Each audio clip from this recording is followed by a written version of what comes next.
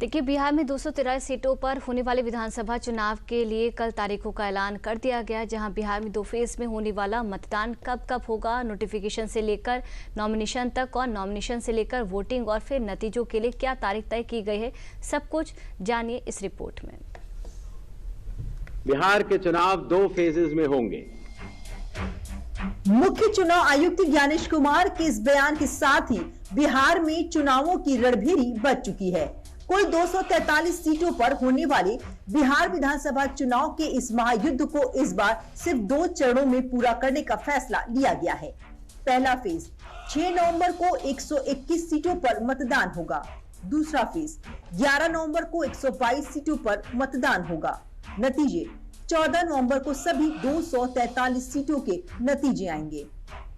ये तारीखें ऐसे तय की गई हैं जो बिहार के महापर्व छठ पूजा की मिठास को भी बरकरार रखेगा, क्योंकि पहले फेज की वोटिंग छठ के 8 दिन बाद होगी। सभी राजनीतिक दलों ने चुनाव आयोग से वोटिंग की तारीखें दिवाली और छठ के बाद रखने की अपील की थी और चुनाव आयोग ने इसे मान भी लिया।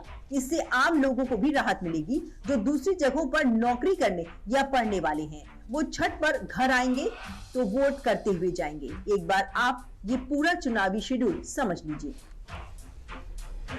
पहले फेज में 121 सीटों के लिए 10 अक्टूबर को नोटिफिकेशन किया जाएगा। 10 से लेकर 17 अक्टूबर तक नॉमिनेशन किया जाएगा। 18 अक्टूबर को नॉमिनेशन के लिए भरे गए फॉर्म की स्क्रूटनी होगी और 20 अक्टूबर तक नाम वापस लिया जा सकता है, जबकि 6 नवंबर को वोटिंग होगी। वहीं दूसरे फेज में 122 सीटों के लिए 13 अक्टूबर को नोटिफिकेशन किया जाएगा। 13 से लेकर 20 अक्टूबर तक नॉमिनेशन किया जाएगा।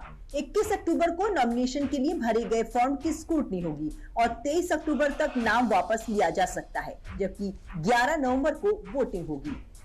दूसरी तरफ बिहार चुनाव का ऐलान होते ही बिहार के चुनावी पिच पर हर दल अपनी सियासी पारी सेट करने की कवायद में जुट गए। बयानों की गर्ज से बिहार का पारा परवान चढ़ गया। एनडीए ने बिहार को जंगल राज के अंधकार से निकालकर विकास की नई रोशनी के बीच लाने का काम किया है। सड़क, बिजली, शिक्षा, स्वास्थ्य और उद्योग सहित हर क्षेत्र में हमने नए मानक स्थापित किए हैं। माननीय प्रधानमंत्री श्री नरेंद्र मोदी जी और माननीय मुख्यमंत्री श्री नीतीश कुमार जी के नेतृत्व में एनडीए गठबंधन प्रचंड बहुमत से 14 नवंबर को यह चुनाव जीतने का काम करेगी। बदलाव होगा, बिहार बेरोजगारी को जड़ से खत्म करने का काम होगा। ये उत्सव जो है अब आज से शुरू हो गया है और ये 14 नवंबर के रिजल्ट में ये आएगा और बिहार के लोग इस बार तेजस्वी के साथ हर एक बिहारी सीएम होगा। सीएम यानी चेंज मेकर बनेगा। ये हम सब लोग मिलकर के एक सुनहरा, बेहतर, विकसित बिहार बनाने का काम करेंगे। ये सियासी दांव पेच बीतते वक्त के साथ तो और भी तेजी से चला जाएगा, लेकिन बिहार चुनाव से जुड़ी जो जरूरी बातें हैं वो आपको जरूर जान लेनी चाहिए। इस बार चुनाव आयोग ने मतदाताओं की सुविधा के लिए एक बूथ पर 1200 से कम मतदाताओं को रखने का निर्णय लिया। ऐसे में इस बार पोलिंग स्टेशन की संख्या बढ़ेगी। हर पोलिंग स्टेशन पर वेबकास्टिंग की व्यवस्था रहेगी। इससे अधिकारी पूरी प्रक्रिया पर नजर रख सकेंगे। ईवीएम में उम्मीदवारों की तस्वीर रंगीन होगी। मतदान कक्ष के ठीक बाहर मोबाइल फोन जमा करने की व्यवस्था। मतगणना में ईवीएम के अंतिम 2 दौर से पहले डाक मतपत्रों की गिनती अनिवार्य। बिहार में कुल 7 करोड़ 42 लाख मतदाता हैं।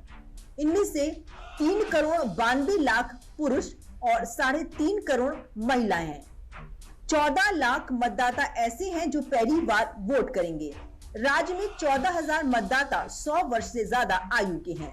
पोलिंग बूथ जाने में असमर्थ लोग फॉर्म 12D भरकर घर से वोट डाल सकेंगे।